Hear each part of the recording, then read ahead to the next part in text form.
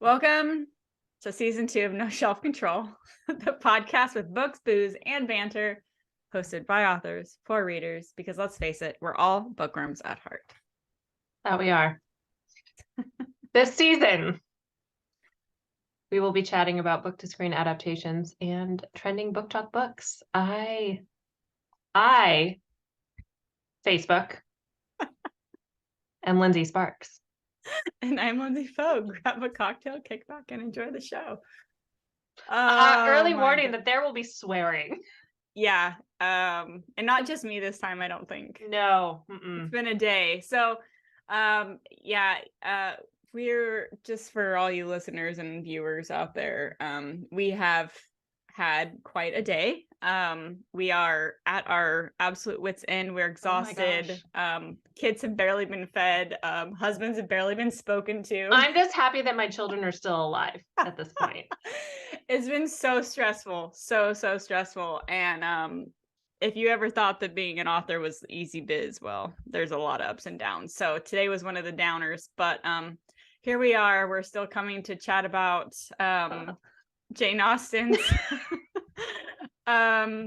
Persuasion at some point, but you'll probably hear a lot of venting, cursing, and just overall exhausted sighs because we are very tired today. Oh my gosh. I feel so just like wrung out. Mm-hmm. I have this, like, I'm not even exaggerating, like this lump on like the top of my spine, base of my skull, and Dennis is like, what the hell is that? I'm like, it hurts, it's tension, it's stress, it's like, so I have a Sampas on there right now, which is, anyway, it's like a cold medicated patch thing, and it actually really helps. So anyway, yeah, I feel very ridiculous and tired, and I guess it looks like I'm wearing black because that's our mood, and also because this is my pajamas. I am literally coming at you in my pajamas. I have sweatpants on, and she's just gonna wheel herself into bed. I'm gonna wheel myself into bed after this. Not even a stand up. She's gonna wheel her chair over. I'll probably yell for Dennis. No, I'm just kidding. Help! He'll be asleep, but otherwise I would consider it. Anyway, so here we are. I feel like yes, we will talk some bookish things. I feel like though we need to kind of clear the air, get it out off our chests, and then we will have room to talk about Jane Austen. So, oh my God, Facebook. Yeah, go ahead, explain to everybody what you'd like about your day. Facebook. Yeah. So Oh wait! Before we talk, let's talk. What are we drinking? Because this is a drinking night for sure. This is definitely a drinking night, and I'm gonna we might have to pause in the middle for a refill. Yeah. So. Oh, you guys! LP had like a legitimate mega pint of red wine. I mean, it was a big glass. Mine was bigger, but I started before we started. Yeah, I dumped the rest of a bottle. Anyway. As I told LP before we started recording, my husband was like, maybe you should just take the bottle. I was trying to show restraint. I feel like drinking away my problems is probably not the cure. I don't know, man. Maybe today it is. You never do that. So I feel like sometimes you need to just let it go. Okay, so it's because I'm sure the suspense is killing everybody. Facebook, not even I feel like people are always talking about Facebook, like Facebook shut me down. Facebook didn't do it. Well, they didn't start it. I got hacked. I got legitimately hacked. My account on Facebook was hacked by, well, at first it looked like they were in Vietnam, but then they were in Texas. So I don't know what's going on. But they took over my personal account, which I had two-factor authentication turned on for. And let me just do a quick little PSA here. If you have two-factor authentication turned on Facebook and it's through your phone, switch that over to the Google Authenticator app ASAP. Because somebody can still get in there, apparently. So cool. Anyway, they got into my Facebook. It was shut down after an hour of access. It was suspended. This was in the middle of the night. So this is what I woke up to, was all of this funness. And not only did they get into my Facebook account, my personal Facebook account, they took over control of my Facebook page, my author Facebook page that I've been building for 10 years. they got into my advertising dashboard, and through that, they charged thousands of dollars in ads to Lindsey. Yep. So I have also in turn been hacked, and all my credit cards have been charged at $3,000 daily spending. It doesn't end there. No. They also took over control, booted Lindsey off of the Ending Series Facebook page. So we no longer have access to that. So you no longer have your old account? I do not have my old account. I have created a new account, of which I am friends with like 2 people. One's me. Yeah, one is Lindsey. I am crossing like every digit that I have that this account is temporary and that my old account is going to come back. Like I am like wishing on every star. I don't know, like praying to the moon. Like, I don't know. Like, it's such bullshit. So I appealed. I did what you're supposed to do when your account is suspended after you've been hacked. I uploaded my ID and they permanently disabled my account. Like, what? And they won't say what infractions you had. Yeah. We reserve the right to like not tell you, not explain why we're doing this. This action is permanent and irreversible. Yeah. What? Oh, also the people who hacked into my account changed my profile picture to somebody else who is very clearly not me. That's the only thing I know that they did because the account has been shut down permanently and irreversibly, apparently. However, there is still just like a tiny spark of hope.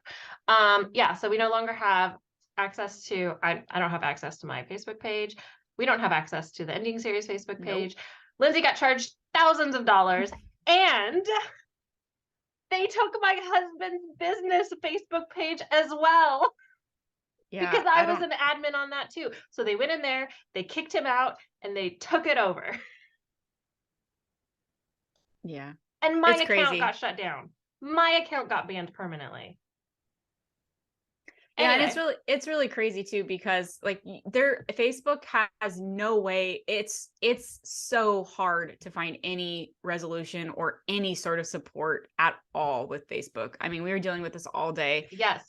And because of the holidays, especially, even the banks can't help us because everybody's not back till Monday. So in the meantime, they're just charging account. I mean, it's such a shit show. It's such a mess. There's nobody that can really help us. And the most frustrating thing is I don't know if there is a most. I mean, it's all pretty shitty. It's like one piece that's more frustrating than the other. We did all this investigating on our own, and we went and we found all these ads because they were actually creating ads through my account, my author account, using all my credit cards for these weird toys. And we hunted it down. It was attached to this brewery company that we looked at in Italy that has all these fake pages. And then you go to the website and it's just a blank page. And then you actually Google the website and it's somebody, or the address, and it's somebody's house. Like, it's all crazy bullshit. And these people still somehow get away with all this stuff. But they're still running ads. Yeah. They're still running ads.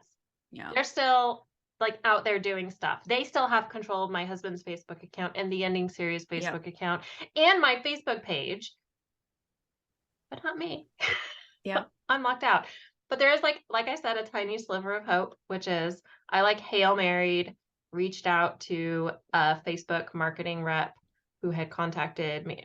When you advertise with Facebook, they start sending you emails from marketing reps to try to like give you tips and stuff to market better, aka spend more money through them. And she was like an angel. Hopefully she turns out to be an angel. But she has made an appointment for me to talk to support, real human beings in support, on Monday. And you know, this is it. This is the only shot, really. Or else all of those pages are gone. That account is gone. Like, that's the account that everything I posted in my Facebook group, my reader group, was posted with that account. So all of that, all of those posts and comments and everything is just gone. So the only thing that's in, there's nothing from me in there. I don't know why readers are still going to join it to talk Well, I about hope my they don't, books just together. because, yeah. I mean, I don't know.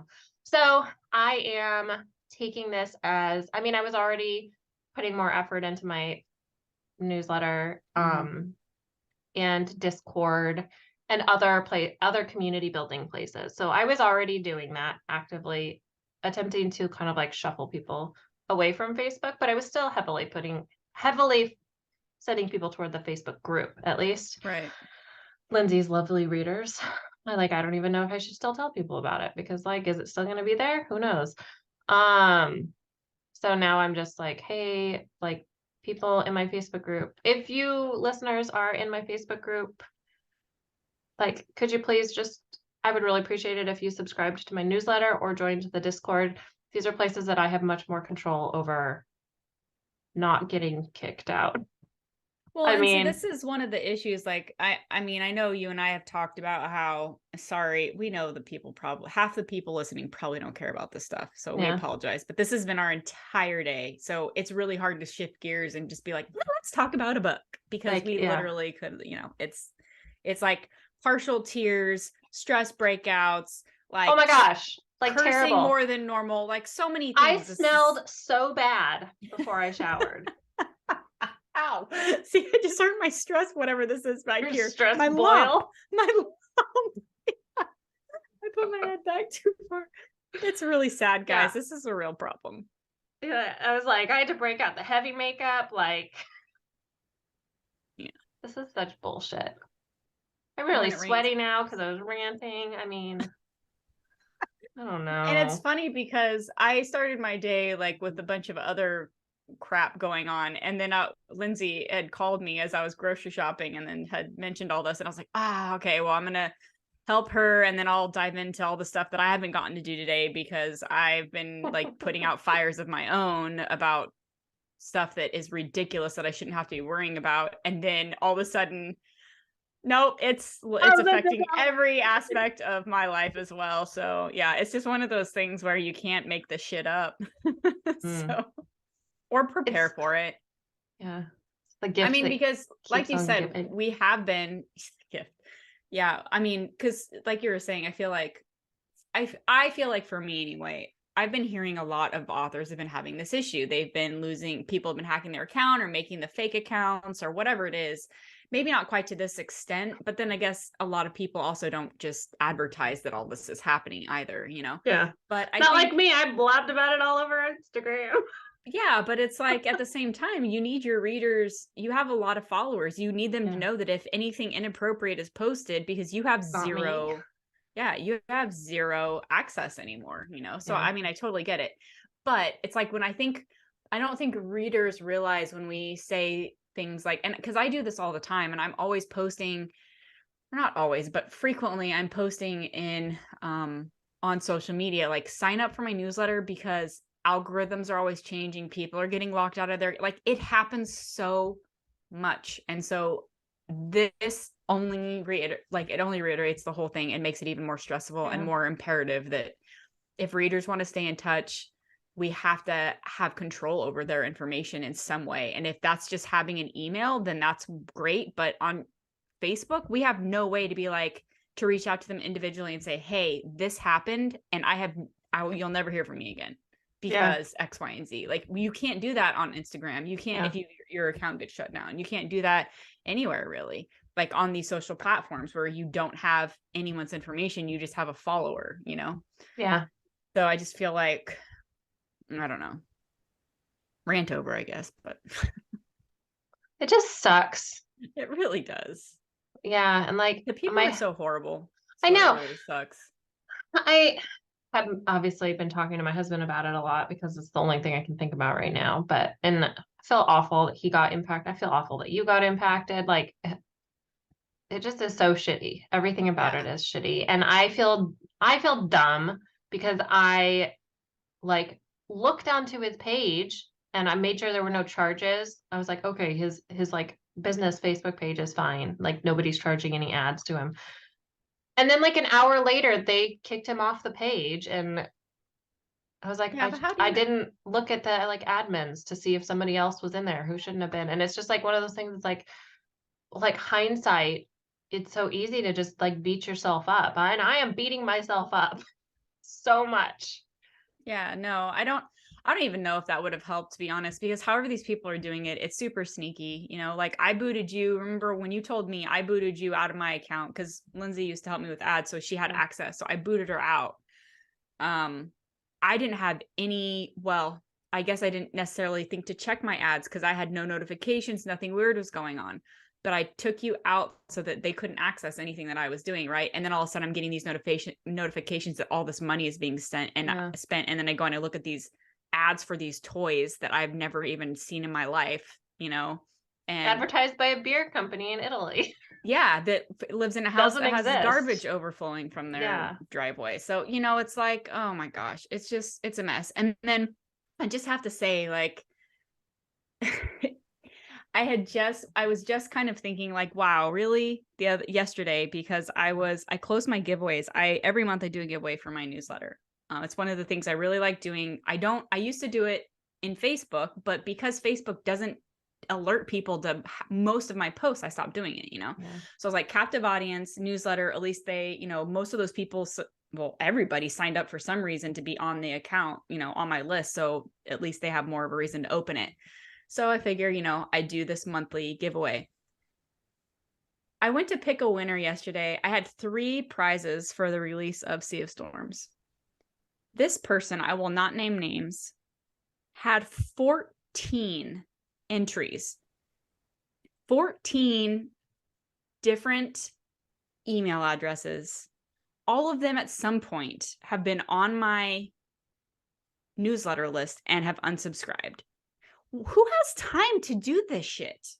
Wow. Like, who has time to be that horrible?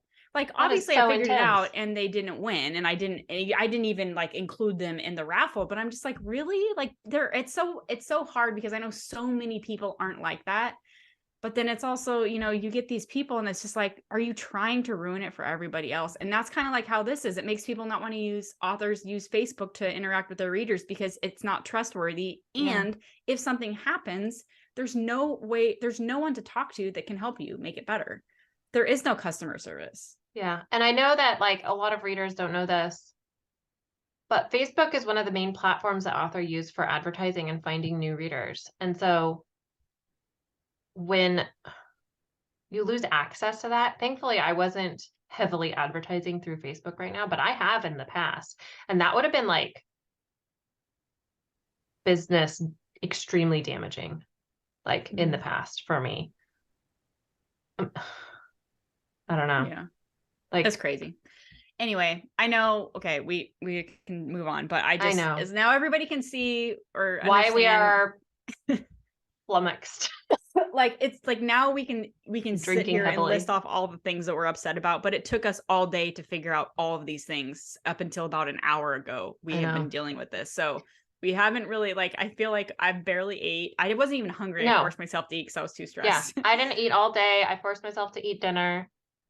Yeah, like it tasted gross. It was it was not. I mean, we ordered sandwiches. I was not gonna cook, and my poor husband was in there with my children who were very neglected all day. I mean, I was there, but like I was solidly on my phone or computer trying to troubleshoot and problem solve. Yeah. So I felt like a very bad mom for the day. It was just a very bad day. It's all right. They survived. They'll be stronger for it. Yeah. So will your husband. No, he's great. Oh. Well, he gave me a lot more hugs than usual. No, that's good. I think I looked really sad. Yeah, no, that's good. All right. I'm trying to think if I'm like working on anything else. Like I can't even remember. I don't know. Yeah, we can totally skip that if you want. You're probably not reading anything really because you're writing, right? Yeah, no, I am, well, I'm like kind of reading something. So I'm in the middle of Kingdom of the Cursed. No, Kingdom of the Feared, the third Kingdom of the Wicked book. I just haven't picked it up yet since reading Persuasion. So I figured I needed to get solidly mentally back into Darkness Between the Stars, which did not happen today. Fingers crossed for tomorrow. Yeah.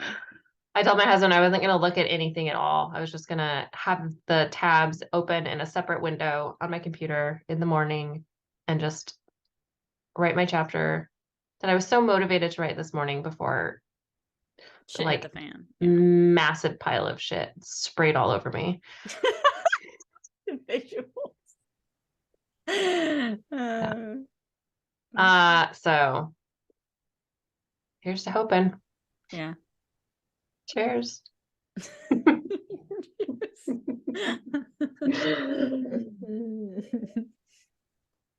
I'm kind of the same. I don't know what I was supposed to be doing today. It was something important. Oh, I'm supposed to be working on formatting and stuff for the ending series. Doesn't matter. None of it matters because none of it happened.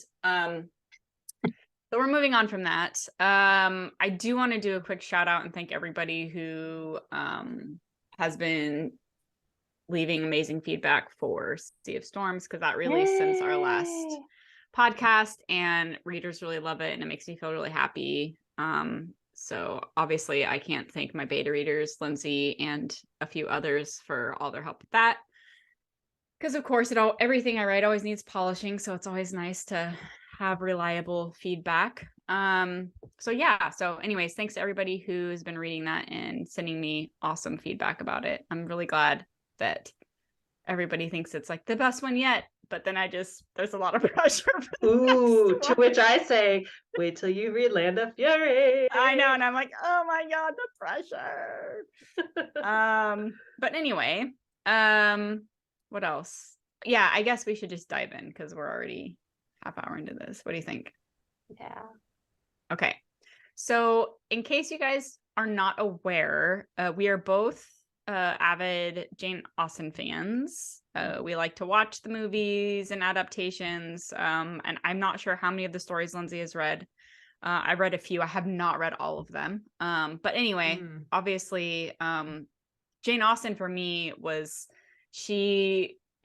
I started reading her when I was in high school based on I had a British Lit survey class, and we were reading it and watching the BBC version, the 1994 or whatever it was, version while we were like in chunks while we were reading it. And I just like was engrossed and fell in love. And so I've been in love with Jane Austen ever since. And I'm sure she has a lot to do with why I actually like to write. I don't know why, because I don't write that genre, but yeah, I think it's the just idea of storytelling and making people feel all ooey gooey inside and stuff. So anyway, so it was really fun to pick one of her stories, especially one that I feel like, and I don't know your history with this specific story, but Persuasion is one that I feel like I've always loved, but I haven't read it as much as Pride and Prejudice or seen the adaptations as much either. So it was kind of fun to revisit it. I think I read it a long time ago, because even as I was listening to it, I was like, I don't remember half of this. So anyway, it's just really interesting. So I'm glad we picked this one. I'll go ahead and recap it a little bit before we dive into questions. So for those of you who are not familiar, Persuasion is about Anne Elliot, the daughter of the snobbish Sir Walter Elliot. Oh my gosh, she's hilarious. I know. She's a woman of quiet charm and deep feelings. 8 years before our story begins, she is happily betrothed to a naval officer, Frederick Wentworth, but she breaks off the engagement when persuaded by her friend, Lady Russell, that such a match is unworthy. The breakup produces Anne in a deep and long-lasting regret, and he comes back in the story later, and he is quite rich and has made quite a name for decorated himself. Naval captain. Yep. So so let's go ahead and dive into that. I know that you did listen to it, right? I did. I listened to the same one that you did, the Francis Pugh, Okay, Florence Pugh, what whatever did her you name think? is. Yeah, what did you think about it? Well, first of all, let's start off with this. How many times, if at all, have you already read the story? I have listened to it once before, Okay. and it was definitely a different narration that was not like Right. so produced. Yeah. So, it was just like a normal reading. Okay. And because this production was very theatrical, we'll Oh my say. gosh, I think it was the most like audio drama play Right. that I've ever listened Yeah, to. me too. Um was the story itself how you remembered it, or did you feel like it was kind of a new story all over again? It kind of felt like a new story all over again. Like I do think that they did a really good job with the way that it was. Definitely have some things I didn't love about the Mhm. production. But I thought that the actors, like I don't even know like how many actors there were. It seemed like a lot. Yeah. I But mean, I there's don't know. probably like 6 or 7 actors Yeah, in because the like all the women were audiobook. not at her, so I don't know. But I feel like they all did a really good job of capturing the personality. There's a lot of Mhm. like extreme personalities, maybe like these people are not like they're all in with their personalities in this book, and Mhm. like I feel like the actors really captured that in the audiobook. I thought that they did a really good job. Like the Right. dad, Well, like they say, yeah, the dad's very snobbish and oh he my has no gosh, money, but he acts he's like ridiculous. yeah, Like he can't admit that he's like a washed up poor old bastard pretty much. like he's so entitled and like Yeah. incapable of recognizing that he is spending himself into ruin just because he has a title and he has to it would be too it would be beneath our means, you know. And then his daughter Elizabeth, the oldest, oh my gosh, she is like just as bad. Mhm. And then there's like the extreme like hypochondriac younger. Mary, yeah. Yeah. She's like, "Oh my god, I can't even handle my kids today. They're like just staring at her." She's like, "Oh, they're looking at me funny. I can't even handle it I today. know. I'm sick. I need respite. Yeah. Go away." Yeah. Oh my gosh. I feel like this both the movie that we watched and this performance in audio were much funnier than I remembered it. Yeah, I agree. I have to say I was as far as the audio goes, I think the acting, the voice acting and everything was great. Um, it's interesting how they put Frances Pugh's name at the that's like all they mention and Is she it barely. Francis or Florence? Oh, it's Florence. Sorry, it is Florence. It is I did the Florence. same thing. I don't know what my It is problem is because I Florence. really like her. No, yeah, yeah, it totally is Florence. I'm just being exhausted and probably half drunk. So anyway, so Florence, but Florence, it's funny because they plaster her name on the cover, but because it's narrated in third person, but there's a lot, it's mostly dialogue between. So she actually doesn't do that much. Like she's not in it that much. It's mostly the actress. Was she Anne also? Was she Anne as well I as don't the narrator?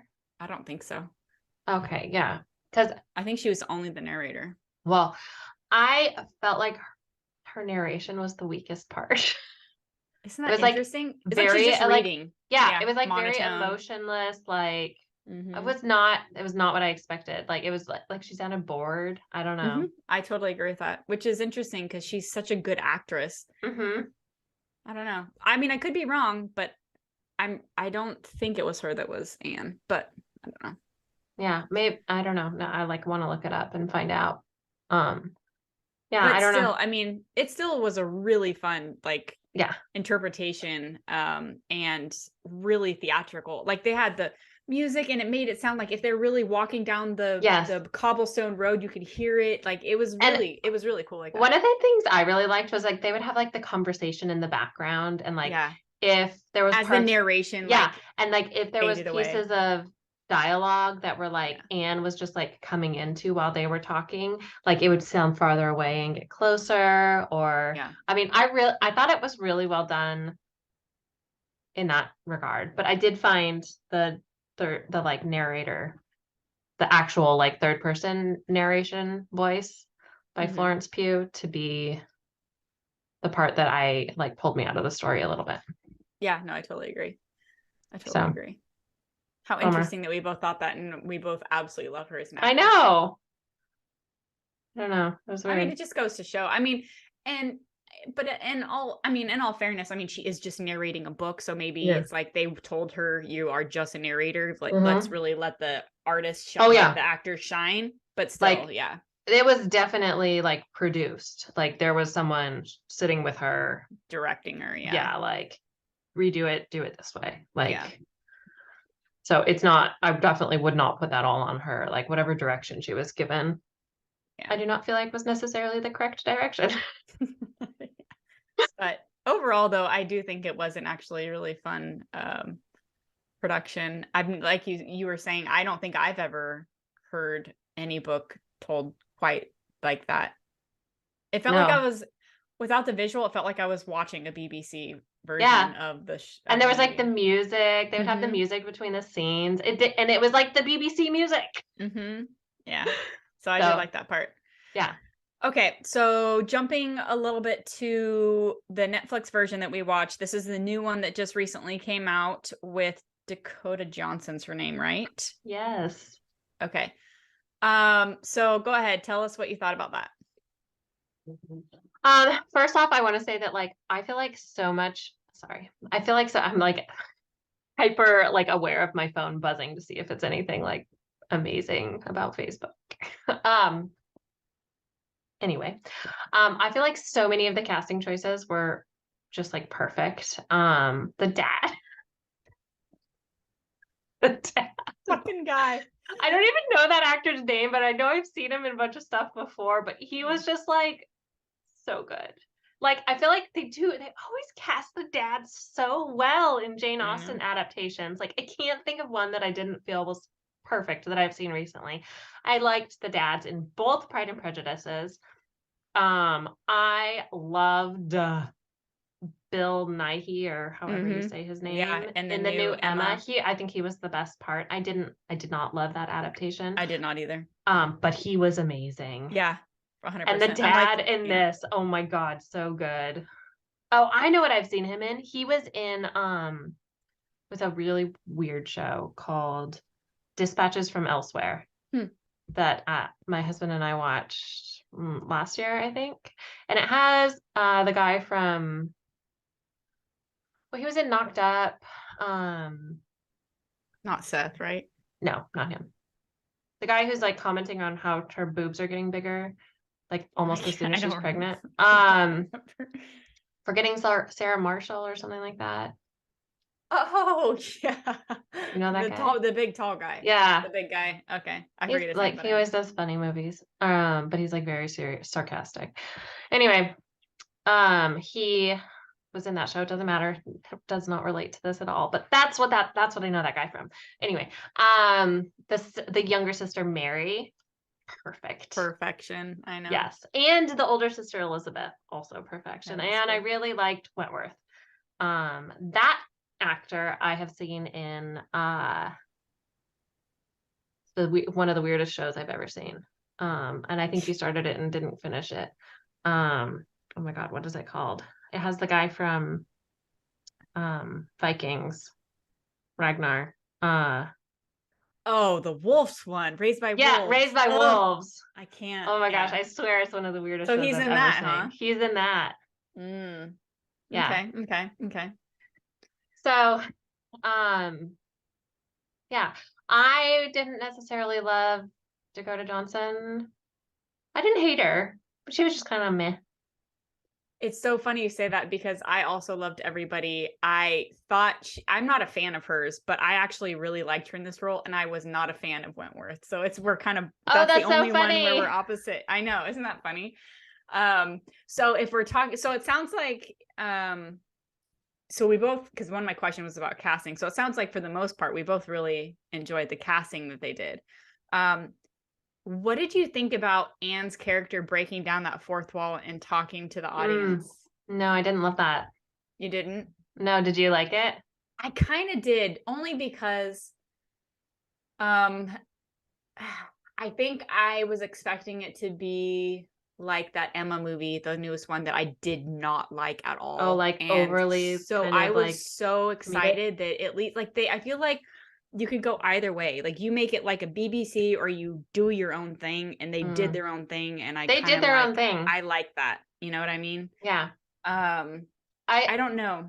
I like I'm also torn on how I felt about the like kind of modernishness that they kind of had. Like Mm-hmm. she's I don't know, it just felt and her character just some there were so many parts of it that felt more modern than like Mm-hmm. the period that was displayed. Like the Right. opening scene where she's like laying around in bed, drinking Yeah. expensive wine, and like, I love what that was she's a it? The lush. bunny Can I rabbit. just say that? I love that she's such a lush. She's like I know. drinking a whole bottle. So I think here's the thing is I think for me, when I was listening to the audiobook, I kept thinking there's not a lot of Anne in this story. Mm. And I like it's really not like there's a narration and then there's all the dialogue, but it's I feel like Anne's character is so glossed over And that I she's think not that like active. She doesn't like, exactly. she doesn't So act. I think that's why I liked this representation, which is funny because I know people it gets a lot of hate. Like people did not like this movie. Mm. But for me, I'm like, I love Jane Austen and I love Jane Austen's stories. And I want to see the heroine have an actual active part in the story. And at least in this representation, she had that. They wrote her in a way that it worked for me because otherwise she's kind of a wet blanket and Oh, she's she's barely totally a in wet it. blanket. Like, And I mean, I don't want to watch a whole movie about that, you yeah. know? At least like Elizabeth Bennet has like some spark and Oh spice my to her, gosh, you she know? has so much spark. I love So I'm her. just, so I think that's why I appreciated it. Hmm. Because it added like a newer element to it that I guess wasn't in the audiobook version of Jane Austen's representation. What So did you think of like her kind of like awkwardness? oh my god, there were so many times I cringed I know. and so many That times I scene was at the like, table, at the dinner table. I know. And she's like, well, he picked me first. And then she's like, oh my God, why did I just say that? So it's funny you say that because as I was watching it, I've seen it twice. The first time I watched it a while ago when it first came out, and I couldn't like, I wasn't sure if I really liked it or not. So I was excited to be able to watch it again. And part of the time I was like, oh my God, this is so awkward and ridiculous. But then there were other times I was laughing out loud. So I'm like, I guess that's a good thing, right? So I don't know. I was kind of torn. Like it was kind of ridiculous, but at the same time, it was definitely entertaining. So It was I kind don't know. of like, since you were talking about breaking the fourth wall, it was kind of funny, like when she would like look at the camera or the screen, I guess. Like when one of her family members would be ridiculous and she'd just be Mm-hmm. like, see. See what I have to deal with. Yeah. Mm-hmm. Yeah. So I don't know. And I think I like what they did with her character and like she she's kind of I mean, she clearly knows her place based on where they put her in the family. And Mm-hmm. she kind of is just accepts it. Like she's like gonna sneak off with bottles of booze and she's gonna like just do whatever she can do to just get through the day because she's just miserable, you know? I Yeah. don't know. Somebody hacked her Facebook account too. Yeah, probably. But yeah, the rabbit was so random. And I kept thinking And it kept showing up in random times. every time I saw her with her little cute rabbit, I was like, first of all, it looks super sweet and I want to pet it. Second of all, that thing is going to poop on her. And third of all, how do they get it to just sit there and do nothing and act for her? I don't get I it. know. And then I kept thinking of our good author friend, Jessica, who has rabbits or a Mm-hmm. rabbit. And I was like, I wonder if her rabbit's like that. Yeah. Oh, it's too funny. I Hmm. love it. Okay, so I guess we kind of already talked about it, but things that you really didn't like. I know you said you didn't really like Anne's casting. Was there, what else about it did you? I think the thing that I didn't love about her casting was that she was so awkward. Yeah, I I was can like, see this that. feels excessive. Like, Yeah, I can totally see that. It's definitely ridiculous at some points. yeah, Yeah. I don't know. I also have to like add one more casting choice that I absolutely loved, which was Mr. Elliot, like the cousin. Mm-hmm. I thought his casting was so good. He was so charismatic and like It was great. Yeah. I think in the previous version, it was, you can correct me if I'm wrong. It was the guy who played Frank Randall and Blackjack Randall in Outlander was Mr. Was it? Elliot. I don't remember. It's been so long. I even tried to watch Pretty it sure. before this, but I can only watch it if I have BritBox. I'm like, damn it, I don't have Mm, BritBox. I'm pretty sure. So hopefully I'm not Interesting. wrong. But if he is, that was also would have been a brilliant casting choice because he can be very charming, but he Yeah. also can be a total dick. Yeah. Yeah. But I mean, it was very enjoyable. I Yeah. definitely enjoyed it. Yeah, it's really funny. I'm such a stickler for my Jane Austen that I feel like I'm surprised that I liked it so much, but at the same time, I don't know. Like I said, I feel like you can when people redo these Jane Austen stories, I feel like with me it's hit or miss. Mm, And I'm like, if you're gonna go a different direction, like own it, you know? And I yeah. feel like that I feel like watching this one, they weren't trying to be like the BBC one or Yeah. trying to make it Like they were like they weren't trying to replicate the Focus Films cinematography that's of Pride and amazing. Prejudice. Pride and Prejudice, like they were doing their own thing. They wanted it to be witty and they wanted it to be Yeah. fun. And so I was like, you know, I don't Mm-hmm. know. And and I think maybe in some small way it kind of reminded me of Austenland just because it was so ridiculous and Yeah. fun. I So I mean, I think could that see might be that. part of it too, that it was just like Yeah. just a I fun could see romp. that. Like it was definitely it definitely seemed more ridiculous than like a lot of even than the new Emma, which wasn't so much ridiculous as just like I don't know. I just didn't really enjoy it. Mhm. It didn't hit for me. And I really wanted it to because I like a lot of the actors, but I was just like, Yeah. this is not it. I don't know. Oh, yeah, I was thinking about the dad. Oh my god! If nobody has watched the newest, and I don't even know her name, I just know I can't stand her. The one that plays Emma in the new one. Oh, the Um, chick from the Queen's Gambit. yeah. Even if you haven't seen that specific one, at least like check it out just the very beginning so you can meet the dad and you can meet Bill's character, and it's just he's so paranoid. Another hypochondriac. Yes. Interesting, But I actually. Now wonder that if we're that was like fairly common in that time because like everything could kill you. So, yeah. I mean, and I yeah, feel like his first scene is like he is just like closing himself into a hole because he's I like, know. oh, there's a draft. I'm I gonna know. get. I can't remember what it was, but it was something so ridiculous, but it was so hilarious. Yeah, he's such a good actor. Yeah. I love him. Anyway. Anya Taylor-Joy, I think is her name. Yes. Yes. Yes. Yes. Yes. So, Um. Cool. Yeah. Okay. So we talked about what we liked, what we didn't like. So how many of the Jane Austen books have you actually read? I know I've read Pride and Prejudice and Sense and Sensibility, and there's 7, right? I think so. It's hard because what I've seen and like watched versus what I've read gets a little muddled in my head. I know that's the same. Like, I love, I don't know why, probably because I think it's my first introduction to Jane Austen is the Gwyneth Paltrow Emma. I love that one. I can still hear the like, badly done, Emma, like, badly done. I just love that. And her, I don't know, I feel like she embodied Emma really well.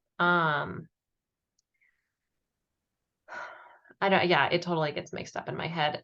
Everything that I've read, I have listened to, except for Pride and Prejudice, which I read a gazillion times, so many times in preparation for writing All World Online Pride and Prejudice.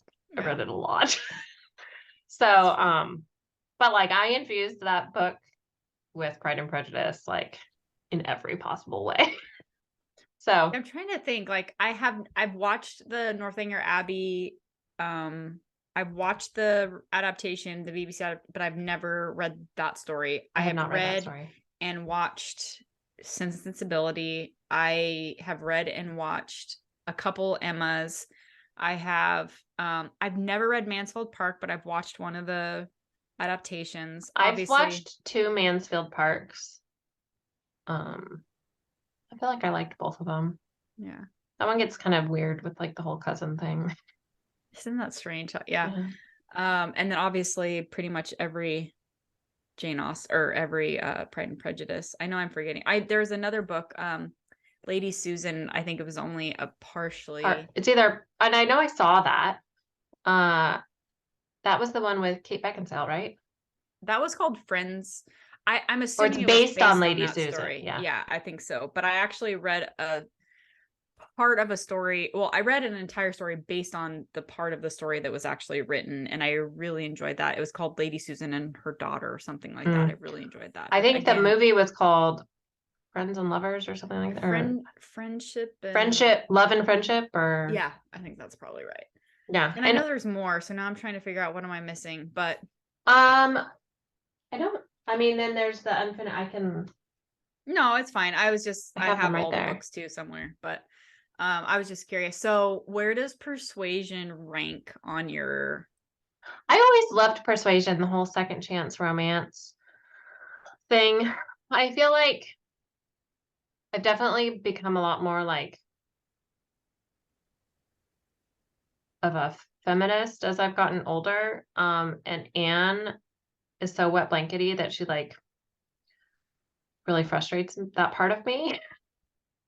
I understand like period times and right? stuff, like, but I mean, her family just walks all over her. And I just want to slap them around. I know. And she's just like, oh, they're so silly. Like, She's like, I oh, don't this is know. my lot in life. I'll just settle here. It's like, Really? yeah, I know. It's hard. Yeah, I don't know. And it's not even like you get a lot of her like inner thoughts about how awful they are. She's just kind of like, this is it. Yeah. I don't know. She's just so willing to accept everything. That frustrates me, even inside of her own head.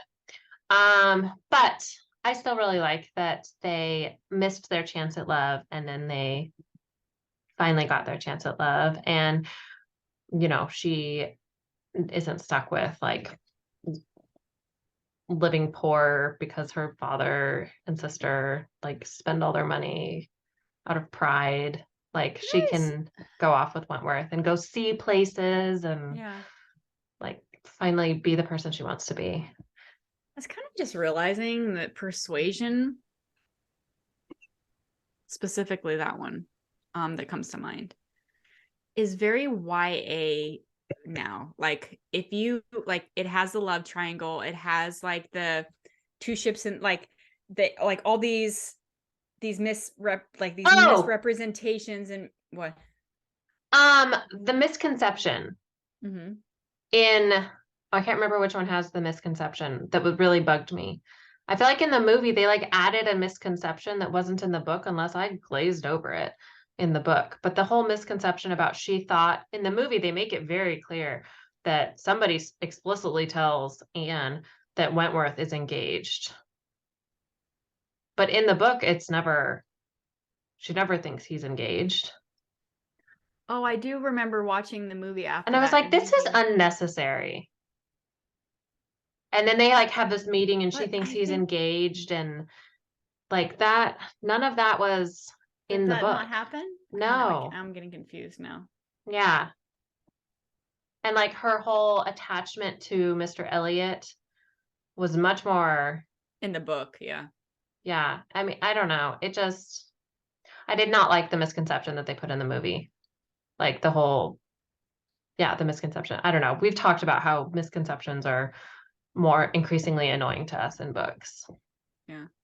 Well, and like I said, like I feel like this one is a lot more kind of YA, and that like one of the things that's frustrating with a lot of people find frustrating with YA is that there's that love triangle, and then here he thinks that she's going to marry Mr. Elliot and vice versa, And and she so thinks that he likes whatever her name was. yeah, um, yeah, the sister, Not her sister, her no, but sister-in-law. yeah, the one that gets hurt. Yeah, that I don't know.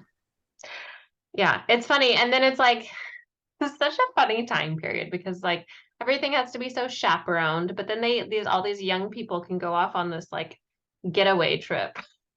Right? Yeah, and they do that in the book. It's not just in the movie, so that must have been like a really okay thing to do. Yeah. I don't know. Maybe because Mary was with them and Mary was married.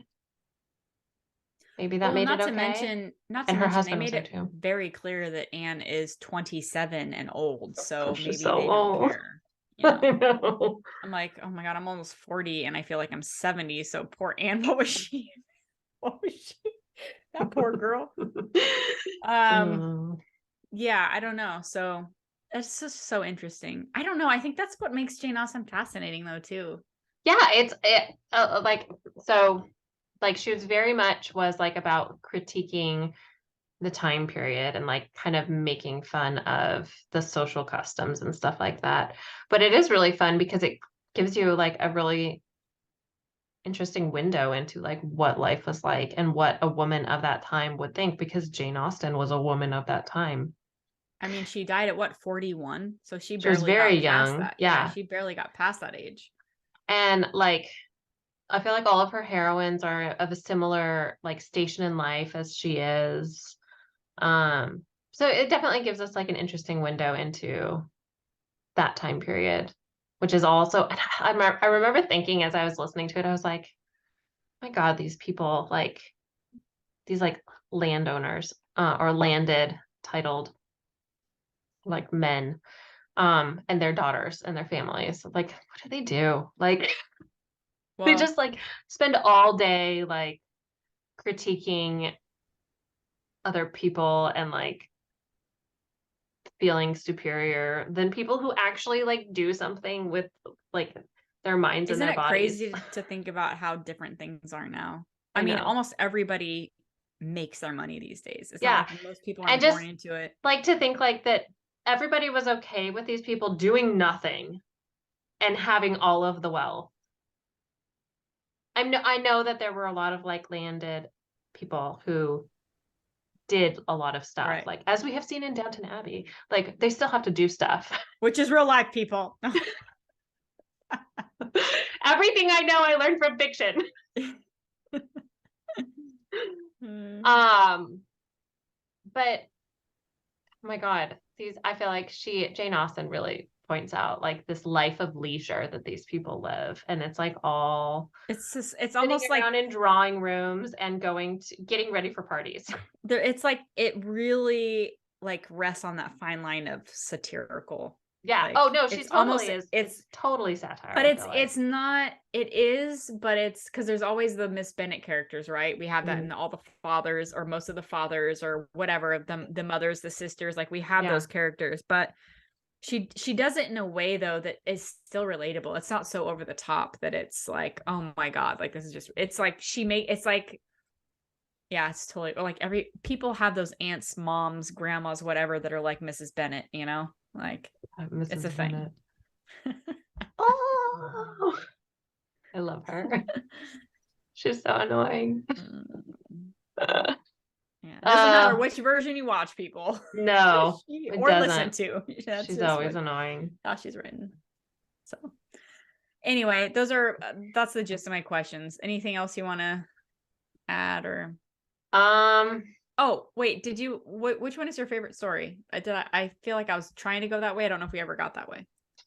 I don't know. I mean, it's a little bit embarrassing to say, but like I used to really love Mansfield Park, but now it like creeps me out because of the whole cousin That's not factor. embarrassing. Um, and I know Emma will always hold a special place in my heart because it was my first introduction to Jane Austen. But I just like the only one of these adaptations that has a place in my top 10 things I could watch is the Pride and Prejudice. What is it, Yeah. 2006? Over and over and over again. Oh my God. It's so beautiful.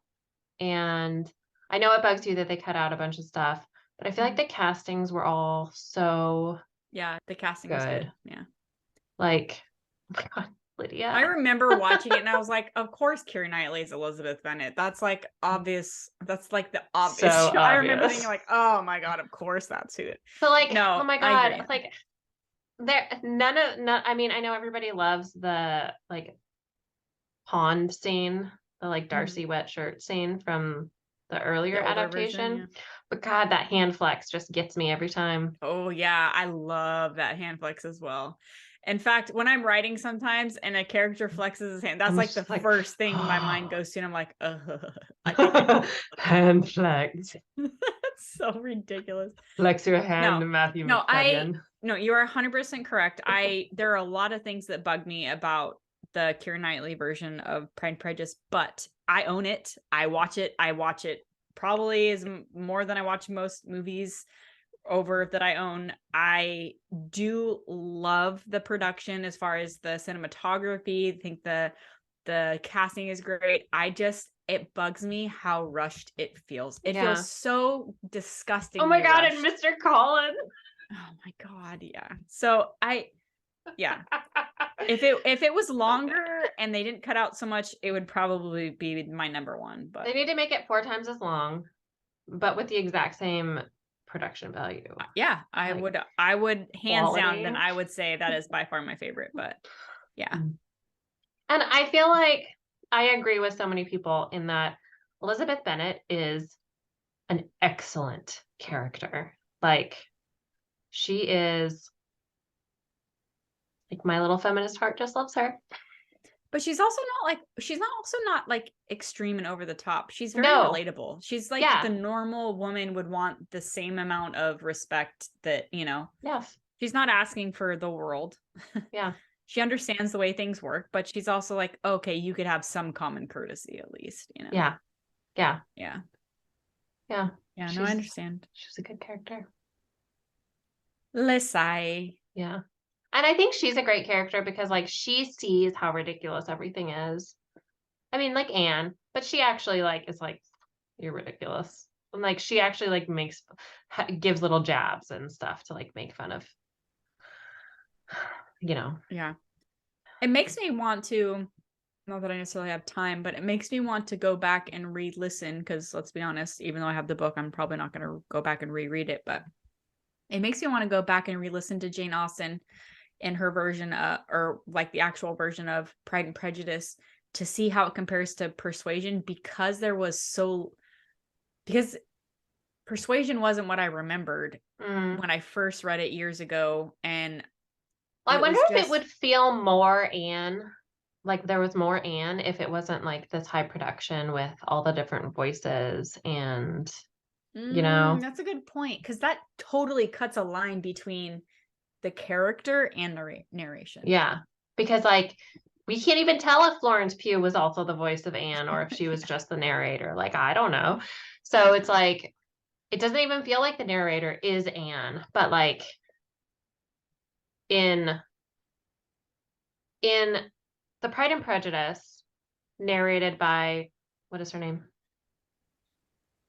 You're talking about Rosamund Pike? Rosamund Pike, yeah. That feels like Elizabeth is there the whole time. And it's like the most beautiful narration. If you haven't listened to it, you guys should definitely listen to it. It's awesome.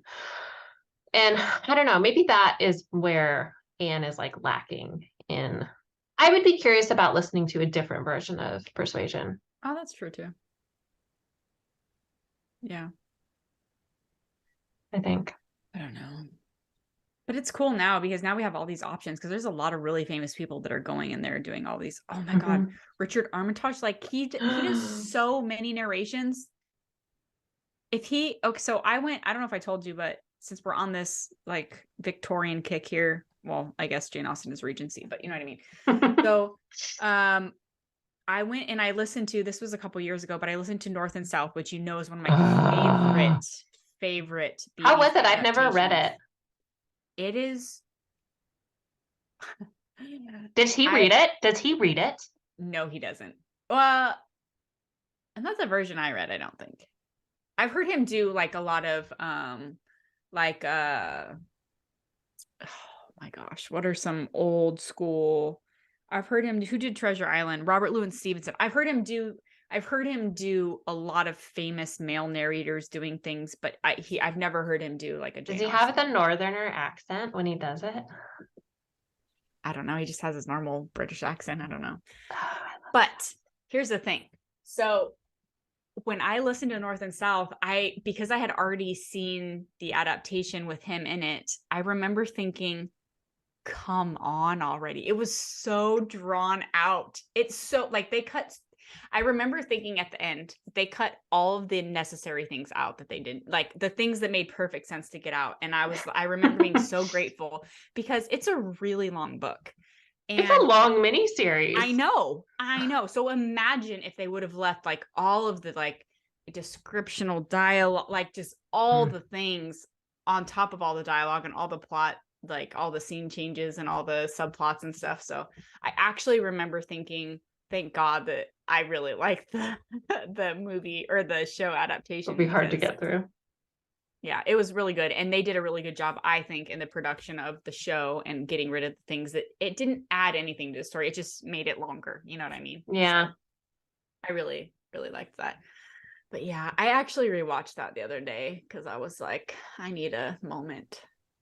So you need to look back. I need a 4-episode moment of drawn out 4-episode moment of North and South. Yes, it's very like gray.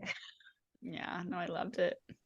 Anyway, yeah, it's kind of depressing, but at the same time, it's absolutely beautiful story. So if nobody has watched that, definitely. And this is not it's not a Jane Austen story. Yeah. No, but also there's another North and South that's like a American Civil War with Patrick Swayze. This is not that one. No, that's which I've never seen, and I'm sure it's wonderful. I love Patrick Swayze, but yeah, this is different. This is much different. This is awesome. Yeah. It's a beautiful love story though. It is a beautiful love story. It's about, like, how would you describe it? It's about I mean, it does have like a very kind of a Pride and Prejudice feel to it. Yeah. And like he is like kind of enemies. It's very like enemies to lovers.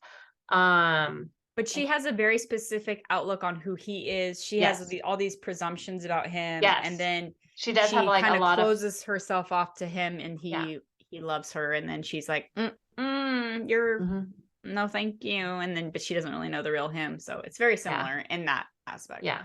But like, she's a lot more involved with like the less wealthy people, I feel like. Than any of Jane Austen's characters ever seem to be.